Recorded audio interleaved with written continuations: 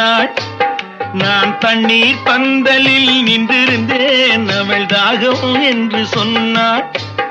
நான் தன்னன் தனியாய் நின்றிருந்தேன், அவள் மோகம் என்று சொன்னாள்.